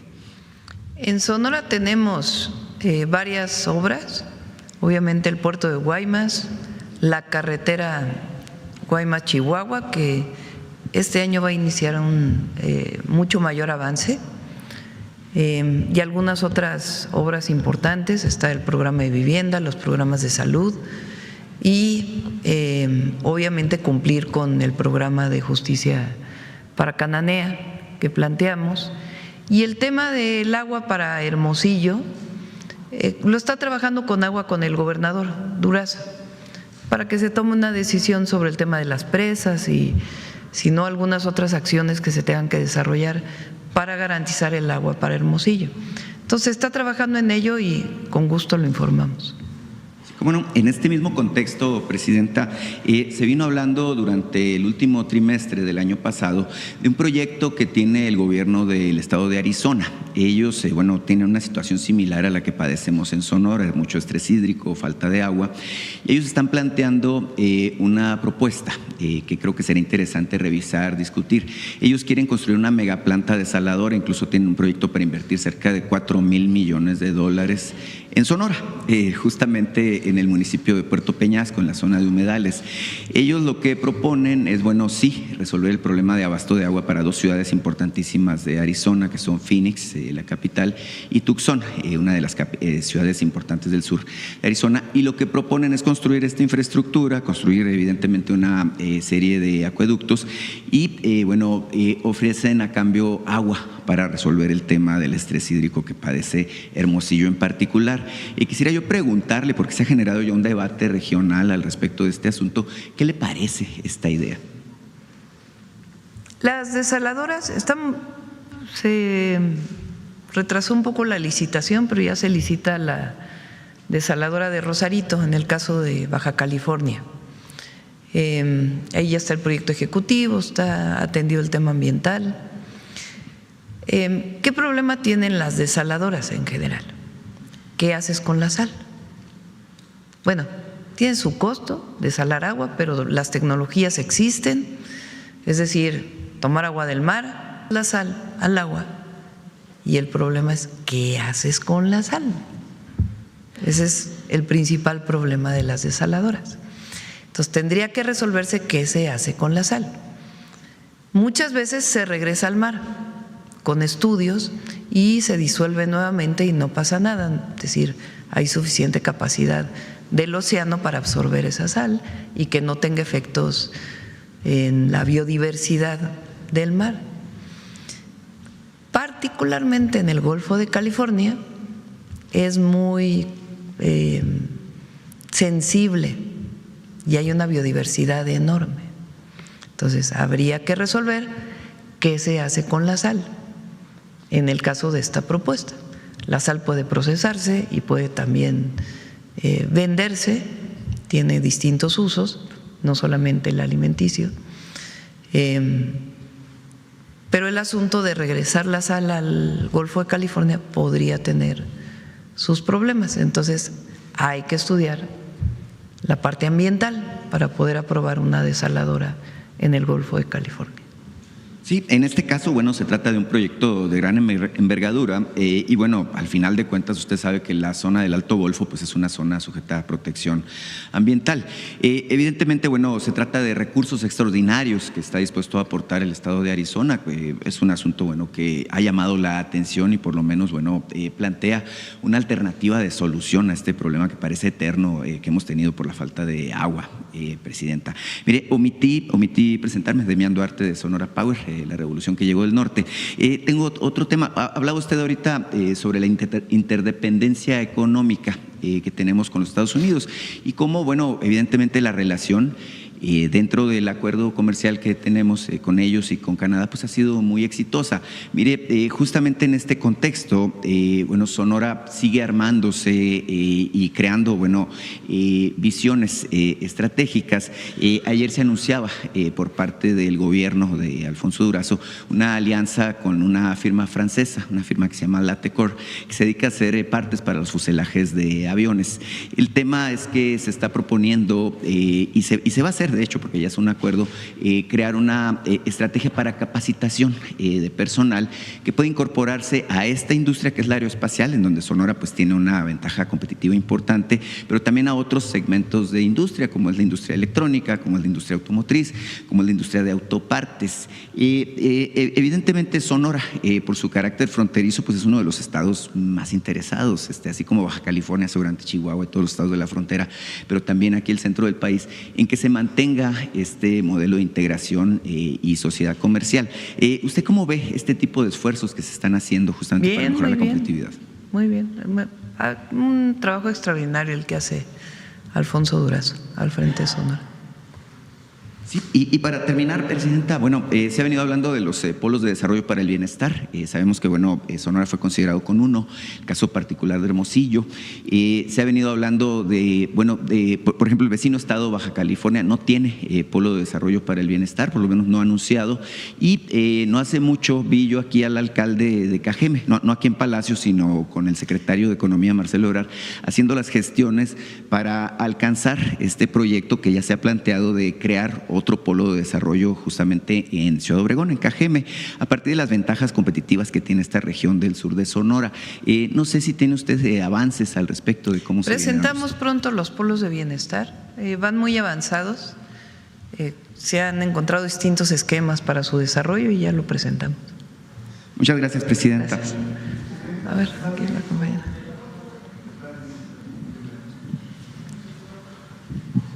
Muchas gracias, Presidenta. Buenos días, Yaret Arcinega de Revista Fortuna. Presidenta, con este programa de vivienda tan contundente por parte del gobierno, ¿se ha registrado alguna reacción positiva de desarrolladoras privadas que antes pues solo pensaban en hacer negocio aprovechando los subsidios? ¿Si han pedido algún programa, pero pues simplificación o reducción de trámites? Sí, incluso parte del programa de vivienda del Infonavit tiene algunas alianzas con desarrolladores inmobiliarios privados. Algunos predios que eran de ellos, que no habían podido desarrollar su vivienda y que ahora son parte del plan de vivienda para el bienestar. tienen que garantizar el precio de la vivienda, evidentemente, pero hay alianzas con desarrolladores. Muchas gracias, presidenta. En otro tema… En otro esquema, porque antes lo que pasaba es que la vivienda del Infonavit era un negocio, en realidad. Entonces era el negocio para el desarrollador privado, se le daba el crédito prácticamente al desarrollador privado del dinero de los trabajadores, el desarrollador privado hacía la vivienda y después se iban otorgando las viviendas de acuerdo al crédito del trabajador con estos créditos impagables. Pero el desarrollador pues se veía beneficiado. Y otros casos que aquí planteó también Octavio de corrupción que esperamos que ahora con la fiscal Ernestina Godoy pues puedan seguir avanzando. Pero ya no es así. Claro que el desarrollador puede tener sus ganancias, pero no está pensada la vivienda como un negocio, la vivienda social, la vivienda popular como un negocio. Hay desarrolladores inmobiliarios que hacen vivienda también y que hay todas las condiciones para hacerlas. Pero en el caso de la vivienda para el bienestar, el objetivo es el derecho a la vivienda de las y los que menos tienen. Muchas gracias, presidenta. En otro tema, presidenta, de cara al Foro Económico Mundial en Davos, ¿cuál será el énfasis y los objetivos del Gobierno de México en esta reunión? Va a ir, en este caso, la secretaria de Semarnat, va Alicia Bárcenas, y va a hablar de desarrollo con justicia del modelo mexicano y también vinculado con los temas ambientales. Entonces, Alicia va a ser nuestra representación en Davos. ¿Asistirá alguna representación de personas que estén, o de empresarios en particular que… Sí, incluso va la empresaria Altagracia Gómez, va como parte de este consejo muy amplio que ya se ha ido incrementando de empresarios, también para hablar pues del modelo de desarrollo mexicano.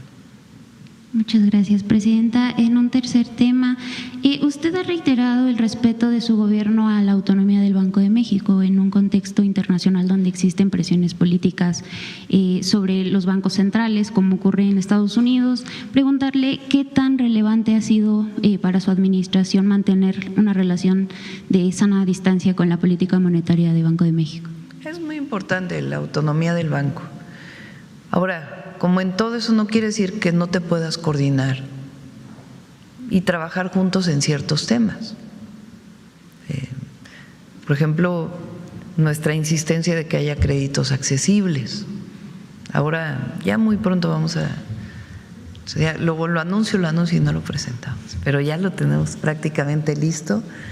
Los fondos que vamos a utilizar para la infraestructura en el país, para carreteras, para puertos, para aeropuertos, para trenes, cómo vamos a incrementar la inversión pública y la inversión mixta en el país, para energía y para carreteras, trenes, etcétera.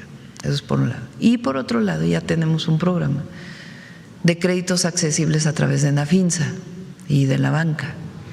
Y eso pues se ha trabajado con la banca privada y también con el Banco de México.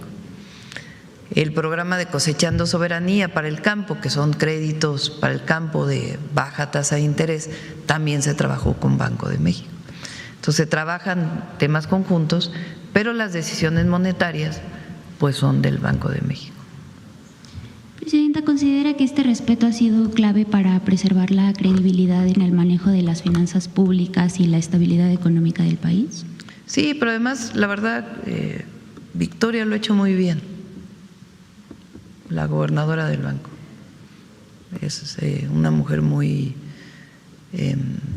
profesional, muy estudiosa, sin grandes protagonismos, pero miren cómo ha ido bajando la tasa de interés, con el apoyo pues evidentemente de los subgobernadores y de, así se llaman, ¿no? Subgobernadores, y de pues el Banco de México. Entonces yo espero que siga esta dinámica y el peso, pues vean A ver, ¿cómo amaneció el peso? 17, creo que 17.80 más o menos, 81. Muy, muy buen trabajo.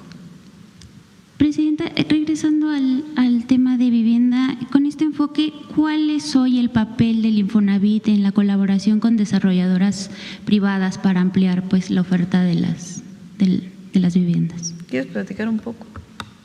¿Cuál es el vínculo con desarrolladoras? Pues básicamente hemos establecido una gran relación con las empresas constructoras, sobre todo a partir de que hemos venido desarrollando la estrategia de adquirir suelo de los desarrolladores. El precio de la vivienda es 550,000 pesos si el suelo lo dona la federación, el estado o el municipio. La verdad es que a veces las donaciones se complican mucho y no hubiéramos alcanzado las cifras que hoy tenemos con donaciones. Y lo que les propusimos a los desarrolladores de vivienda fue que, dado que ellos se dedican a eso y tienen reserva de suelo, que lo pusieran en el programa de bienestar a razón de 50,000 pesos suelo vivienda. Y la verdad es que resultó todo un éxito, porque hemos recibido cientos de miles de propuestas de desarrollos en los cuales ellos ponen el suelo, nosotros les compramos el suelo antes de iniciar la construcción de la vivienda, porque es muy importante la seguridad. Y en este caso, ya siendo el suelo del Infonavit, todo lo que se le va a invertir al desarrollo ya es en suelo del Infonavit. Y los empresarios se benefician porque la compra se hace en una sola exhibición. Entonces ellos ponen el suelo, reciben el pago y ese dinero normalmente, por lo menos es lo que nosotros les hemos pedido y lo han venido haciendo, ellos lo ocupan para adquirir más suelo, para incorporarlo al programa de vivienda. Entonces realmente ha sido una relación extraordinaria, han entendido, el precio es tope, los 600,000 pesos son en todo el país el precio de la vivienda, siempre y cuando haya aportación de suelo o venta de suelo por parte de ellos. Ha sido extraordinario, hoy tenemos más de 900,000 propuestas, tenemos mucho más. Algunas se han desechado, de las que consideramos viables 900,000 y más viables 400,000, que son las que estamos pensando arrancar en este año. Pero en términos generales ha sido extraordinaria la relación. Muchas gracias, Presidenta. Ya por último, en esta conferencia en días pasados se le planteó a la Secretaria del Bienestar el tema de la violencia a los adultos mayores y ella nos confirmó que a través de Salud Casa por Casa se había detectado, de repente se detecta un tipo de violencia que es el abandono. Ellos como funcionarios pues tampoco pueden intervenir porque de hecho por ley el delito de violencia a adultos mayores es un delito de querella, solo ellos pueden denunciarlo. Su administración ha considerado cambiar la ley para que terceros que estén pues atestiguando este tipo de violencia a adultos mayores, u otros tipos de violencia a los adultos mayores puedan denunciarlo. Se puede considerar. Lo que normalmente se hace es que se atiende con el DIF o alguna otra institución de los estados. Se avisa al DIF nacional o a los DIF estatales o algún contacto que el estado haya dado para estos casos y el estado interviene, los gobiernos estatales intervienen. Es todos los casos, en el caso de Salud Casa por Casa, o cuando hay visitas domiciliarias también para los adultos mayores. Pero esta propuesta que planteas se la planteo a Estela y a Ariadna para ver si es factible y cómo se operaría. Sí, es un tema que hemos seguido desde 2019 y normalmente quien incurre en este tipo de violencias hacia los adultos mayores son familiares, hijos, personas muy cercanas a ellos, y entonces ellos no tienen la posibilidad por movilidad, por cuestiones de facultades mentales o incluso porque son personas cercanas a ellos, no se atreven a denunciarlos. Entonces, lo consideramos. Muchas gracias, presidenta. ¿Quién más? A ver, de este lado vamos a ver, el compañero de hasta atrás.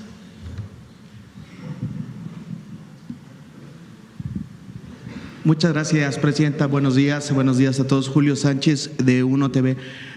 Quisiera seguir con el tema de la relación con los Estados Unidos, preguntarle, presidenta, si no es momento ahora sí de buscar una reunión pues de manera presencial con el mandatario de los Estados Unidos, Donald Trump, pues luego de todo lo que hemos visto en todos los ámbitos que tienen que ver con la seguridad, lo que ocurrió en Venezuela, todo lo que está pasando, lo que se ve diariamente, los comentarios que hace respecto de la relación con México, ¿no es momento ya de tener un encuentro directamente ¿Puede ser?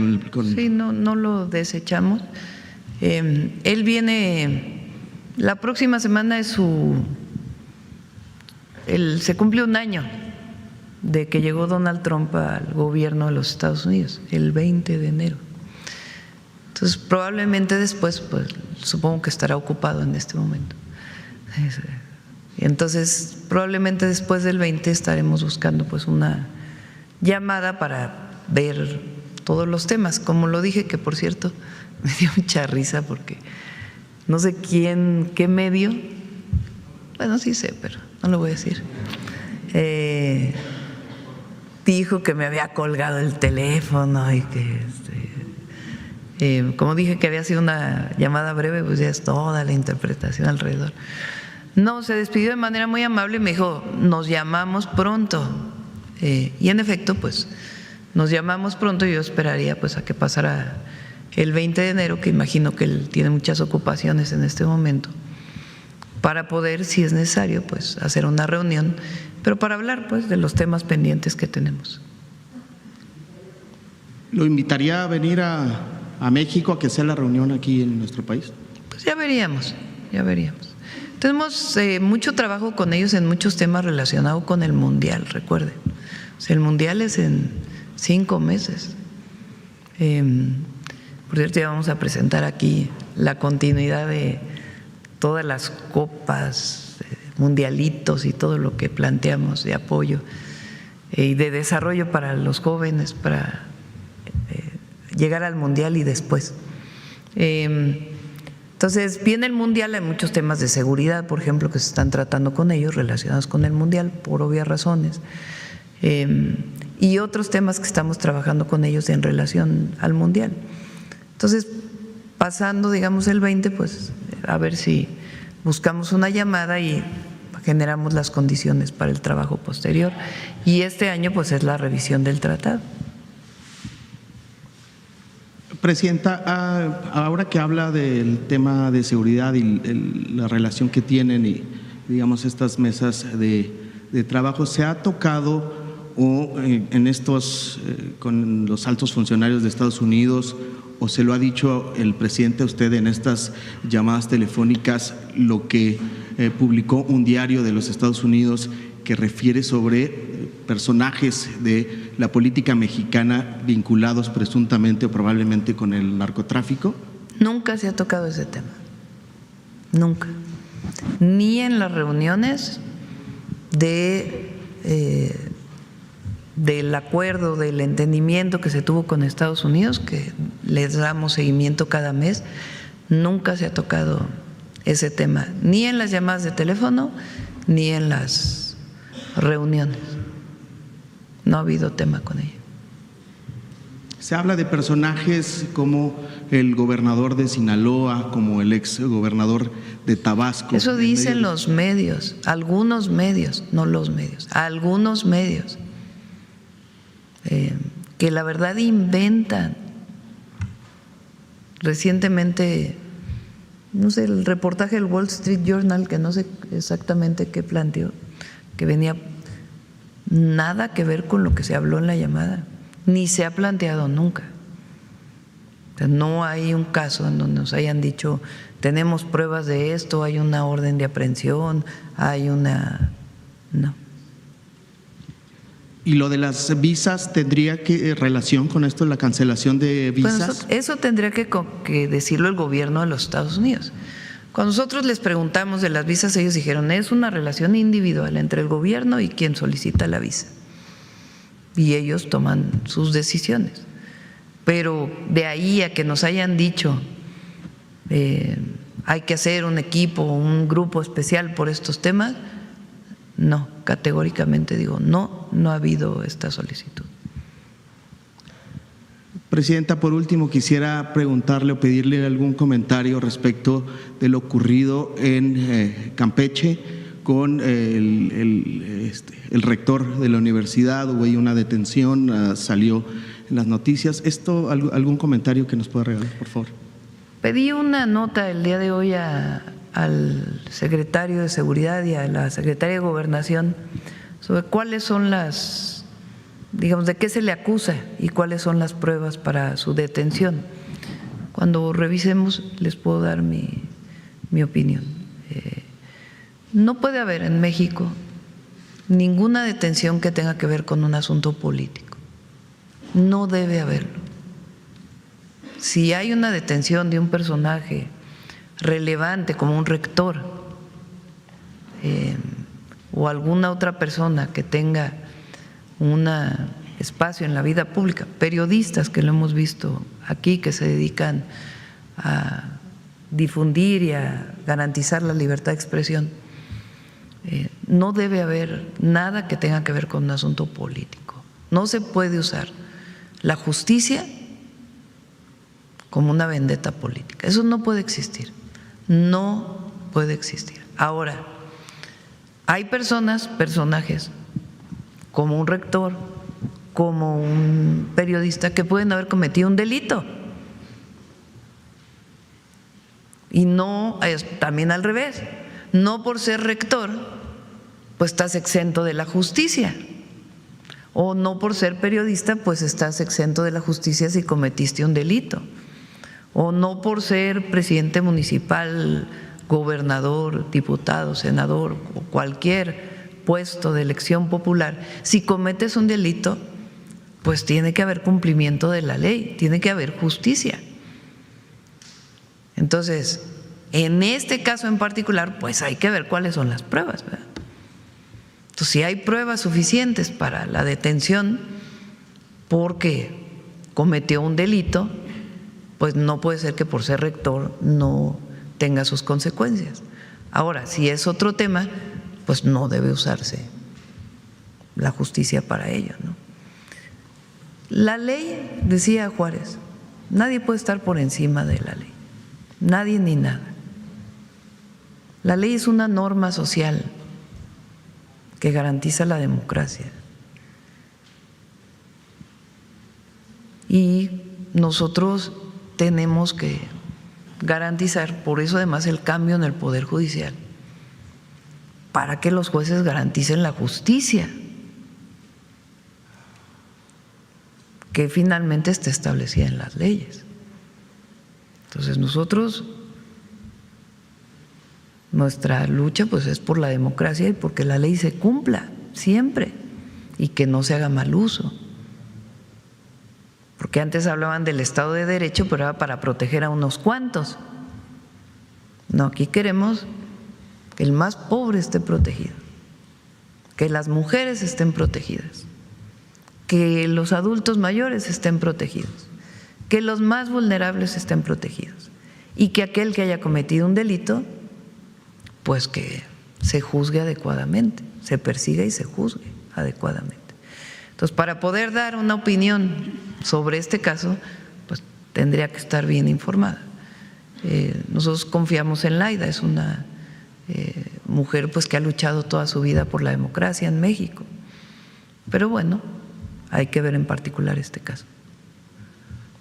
Muchas gracias, Presidenta. Por último, y agradezco mucho sus respuestas, quedó pendiente, el día de hoy había anunciado que vendría el titular de Petróleos Mexicanos. Sí. Tenemos pendiente pues los datos, el informe respecto de el petróleo que se envía a Cuba, cuántos son los barriles que se entregan, que corresponden a ayuda humanitaria y demás? ¿Cuánto es lo que…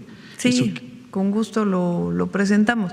Nos interesa mucho de Pemex que se conozca los avances en términos de su visión de largo plazo con apoyo de la Secretaría de Hacienda. El presidente López Obrador con Octavio al frente hicieron un gran trabajo en Pemex.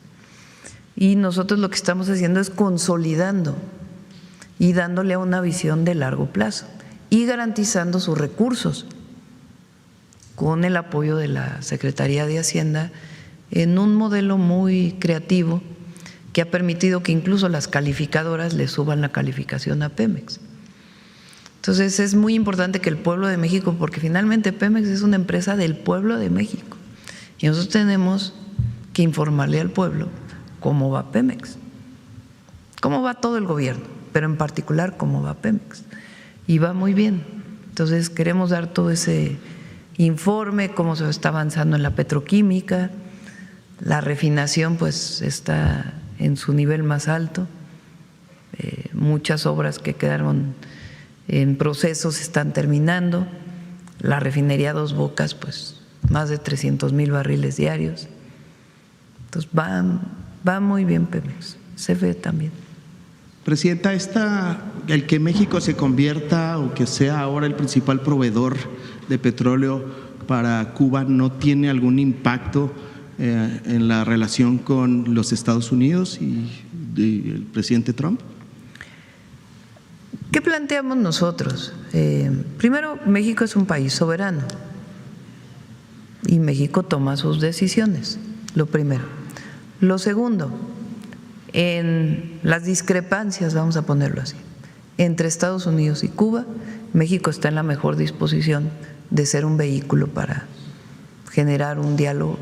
¿Qué tiene que ocurrir? Pues que estén de acuerdo las dos naciones, los dos estados, y las condiciones en las que ésta se daría. Nosotros creemos que quien debe decidir el destino de los cubanos son los cubanos, las y los cubanos, porque esa es nuestra Constitución, es la soberanía de los pueblos. Entonces, en ese marco nos movemos. Muchas gracias, presidente. Sí, buenos días. Gracias. Que por cierto, ayer vi también un video de un discurso que di en un mitin en el Zócalo en el 2008, cuando nos organizamos las Adelitas del petróleo para defender el petróleo mexicano. Entonces, lo usó la derecha, chistoso, ¿no? Lo usa la derecha como para decir, miren, defiende el petróleo mexicano, pero está enviando petróleo a Cuba. ¿Qué tiene que ver una cosa con la otra? Nada. La defensa de que el petróleo en México pues sea de las y los mexicanos, como está establecido en la Constitución. Lo que nos oponíamos en aquella época es que prácticamente querían privatizar toda la producción petrolera y acabar con Pemex. Ese era el objetivo de todo el periodo neoliberal, desde Salinas de Gortari hasta Peña Nieto, pero pues no lo lograron. Entonces, no tiene que ver nada una cosa con la otra. Por cierto, fue un movimiento muy bonito. 15 brigadas de mujeres, de miles de mujeres defendiendo el petróleo. Bueno, adelante. Vamos. Ya fue de este lado, vamos de este lado. A ver, el compañero y ya cerramos. Ya son 9:30. Presidenta, en su tesis doctoral, la tercera que aportó a la UNAM, habla respecto a el ahorro de la energía residencial y plantea una transición. ¿Cree que esta coyuntura del desarrollo de más de 1 millón de viviendas pueda incluir en su contexto su propuesta de la tercera tesis doctoral? Sí, traen eficiencia energética las viviendas. Es que les comento siempre que tienen que tener sombra las viviendas en los lugares donde hay altas temperaturas, y la energía para no eólica, usar tanto aire acondicionado, ¿no? pero sí tienen contemplado eficiencia energética. Y dado que hace un año el señor director de Infonavit, presidenta, aquí Cuando mismo, hice mi tesis doctoral todavía empezaban los LEDs, imagínense, ya pasó. En el 99. No, Sí. yo me recibí del La doctorado tercera. en el 94 Okay. o 95 por ahí. Oiga, presidenta, y dado que el señor director de Infonavit hace un año dijo aquí en la mañanera, abrió toda la cloaca en Infonavit, recordando que su antecesor acusó al exdirector de Infonavit, al segundo en la administración de Peña Nieto, de devengar un ingreso de 750,000 pesos mensuales o $36,000, y el señor director habló de 100 denuncias que tendría que procesar la Fiscalía General de la República. ¿Cuál es el desenlace de esa investigación? Pues está en la fiscalía. No. ¿Cuántas denuncias presentaron? Más de 100 denuncias. Entonces, pues ahora esperemos que la fiscal Ernestina Godoy avance en esas denuncias. Bueno, detector de mentiras para cerrar.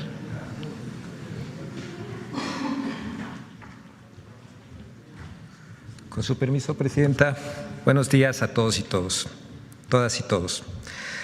Ante la consolidación del sistema de salud pública del país, el apuntalamiento de los programas de salud casa por casa y farmacias del bienestar, frente al aumento de cirugías, consultas de especialidad y consultas de medicina familiar del IMSS, en el IMSS Bienestar y en el ISSSTE, medios de comunicación y sus comentaristas insisten en inventar y difundir mentiras sobre un falso desabasto de medicamentos e inexistentes colapsos de los servicios de salud. Por otro lado, en redes sociales han circulado videos creados con inteligencia artificial sobre programas sociales que no existen. Es importante desmentir estos contenidos porque quienes los producen se valen del anonimato para confundir deliberadamente a los usuarios de redes sociales y a las audiencias para robar información, cometer fraudes e incluso extorsión. Veamos el video del detector de mentiras de esta semana.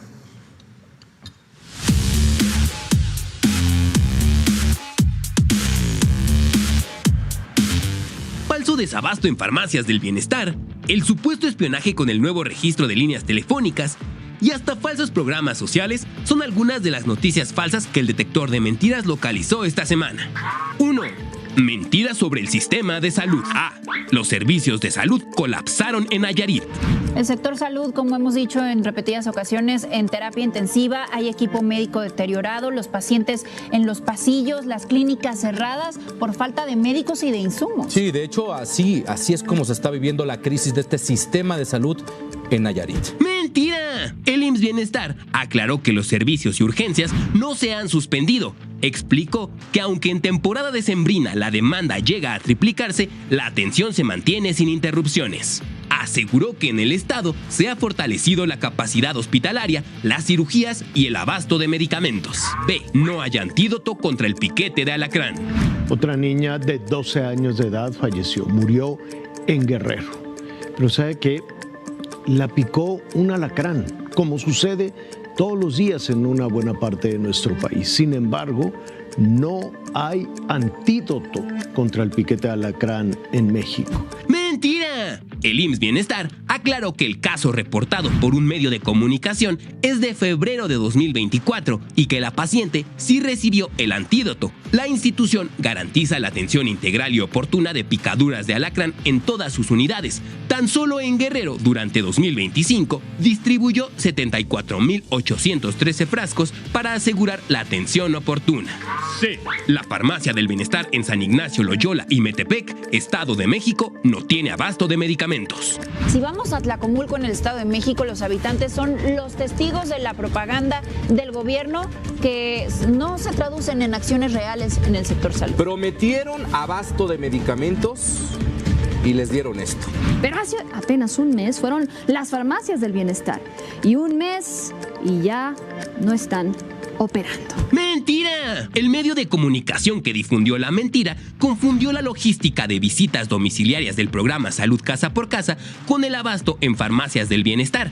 inició con un testimonio sobre una visita médica pendiente del programa Salud Casa por Casa, pero cuando sus reporteros acudieron a las farmacias del bienestar en San Ignacio de Loyola y Metepec, confirmaron que el medicamento existe y está disponible para los beneficiarios del programa. 2. En 2015 se destinó más al presupuesto de seguridad que en 2026. Tan satisfecho se siente el morenismo en su estrategia que bajó el gasto, ¿sí? Redujo el gasto en seguridad y lo dejó por abajo de lo que se invertía en el 2015. ¡Mentira! El medio de comunicación que difundió esta falsa noticia mezcló rubros incomparables como vivienda y justicia con seguridad. El presupuesto de egresos de la Federación 2026 contempla 306.741.2 millones de pesos para seguridad, un aumento del 0.8% respecto a 2025. No hay recorte, sino un reordenamiento administrativo por la Guardia Nacional. La Sedena sube a 170.000 millones de pesos, mientras la Secretaría de Seguridad y Protección Ciudadana ajusta su presupuesto a 60.000 millones de pesos. El registro de líneas telefónicas es inconstitucional y una herramienta de espionaje. ¡Mentira! El registro no es espionaje ni viola la Constitución. Su objetivo es acabar con el anonimato que protege a delincuentes en casos de extorsión y secuestro, fundamentándose la capacidad de investigación del Estado en el artículo 21 constitucional. Tampoco existe vigilancia arbitraria porque los datos están bajo resguardo de las empresas de telefonía celular y blindados por la Ley Federal de Protección de Datos Personales, y conforme al artículo 16 constitucional, cualquier intervención requiere forzosamente un mandato judicial. 4. La CFE estorba y amaga a empresas. ¡Mentira! La Comisión Federal de Electricidad aclaró que es falso que amague a empresas e informó que, de acuerdo con sus atribuciones, revisa de forma continua posibles fallas y hace reajustes de facturación, y puntualizó que en 2025 no se tienen registros de ninguna interrupción ni de supuestos microapagones a empresas de Monterrey. 5. Nuevo programa de apoyo económico para personas de 30 a 64 años. ¡Mentira! En la mañanera del pueblo del 13 de enero, la presidenta Claudia Sheinbaum desmintió la existencia de un programa de apoyo económico por parte del Gobierno de México para personas de 30 a 64 años de edad. La información que circula en redes sociales es falsa y corresponde a una estrategia de robo de datos personales conocida como phishing. Además, la página http://becasmexicanas.com no tiene relación con el Gobierno de México o alguno de sus programas sociales. 6. Entrega del bono Mujer Bienestar. ¡Mentira! La Secretaría de las Mujeres del Gobierno de México informó el 9 de enero que es falsa la información sobre una supuesta entrega del bono Mujer Bienestar e hizo un llamado a la ciudadanía a consultar únicamente los canales oficiales de la Secretaría para informarse sobre los programas sociales del Gobierno de México.